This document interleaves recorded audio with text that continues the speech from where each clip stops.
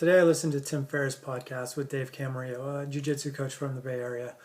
One of the things that Camarillo said is he was talking about self-defense and jiu-jitsu, and he was talking about how he can teach techniques, and a person could have the best techniques possible, but if that person cannot regulate their emotions when necessary, then they may not be able to use those techniques, and they certainly will not be as effective with the techniques.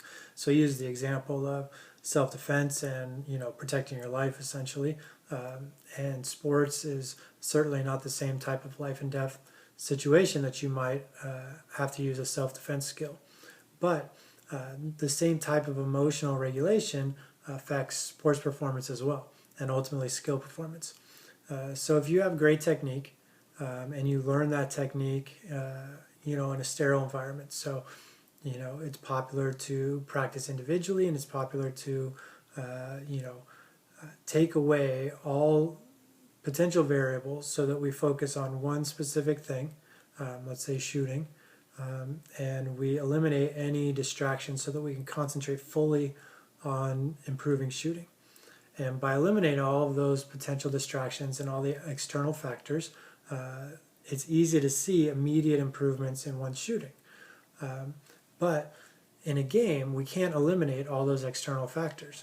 And among those is also the emotions. So if we practice shooting in this sterile environment and we improve, but then we're in a game and we take a hard foul and maybe there's a little bit of talking going back and forth with the opponent, we've been running up and down the court 3 or 4 times, so we're tired and breathing heavily. And then we step to the free throw line. That's a different free throw than the one that we've practiced in this sterile environment. We have to be able to control our emotions in the moment and not think about what just happened with an opposing player. We have to be able to control our breathing from running up and down the court and also being in this excited state with another player. And we have to be able to then concentrate on this free throw. Similarly, if it's a late game situation, the game has stopped, the pressure is on the shooter. That's not a sterile individual environment. There is social pressure, social emotions, emotional pressure that a player has to be able to handle in order to perform that skill that he has practiced. And that the emotions ultimately are going to influence the skill if one's unable to control his or her own emotions. So if the emotions start to get to the player and then the player starts to overthink their skill, and then they start to try to physically think about changing, where's my elbow, where's my knee, okay, I need to shoot higher, I can't airball this shot, and you have all these thoughts running through your head, you're not going to shoot as effectively. And this starts with the emotions of the moment. And so it's one of the things that's not talked about. Again, we kind of address it in certain instances in terms of free throws, because that's the time when the game stops, and we can get into the paralysis by analysis by thinking too much, and the thinking tends to come from external pressures, social and emotional.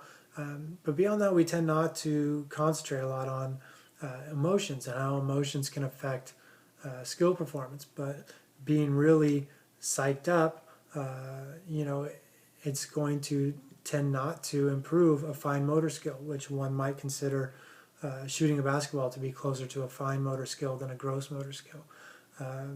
So being too amped up or too pumped up, may not enhance one's shooting. It might actually detract from one's shooting. And so being able to compete under different emotional circumstances, whether that's dictated by the time of season, the playoffs, time of game, end of game situations, playing against a rival, playing against home, in front of a home crowd, and those pressures, playing on the road in front of a hostile road crowd. All these different environments create different emotions and different responses. And to be able to perform in each one, players need more experience in those different emotional states and different environments.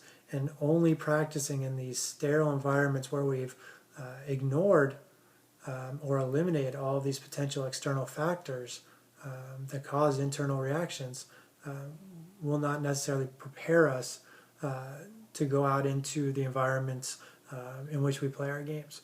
This is one positive of playing pickup games as a youth, is you tend to deal with older players, trying to beat you up a little bit or talking trash, going to an unfamiliar neighborhood to play a game and playing against people you've never met before and having different pressures. It's different than going to a gym by yourself and shooting, and it's a safer environment in some respects because there's not the ultimate game pressure of shooting a free throw at the end of a championship playoff game or something like that. But there is some social pressure, some emotional pressure and emotions involved in the experience that can help in small ways to inoculate players for the bigger pressures. Ultimately, nothing's going to replace the experience of performing in a championship game, and you kind of have to experience it to learn how to control your emotions completely.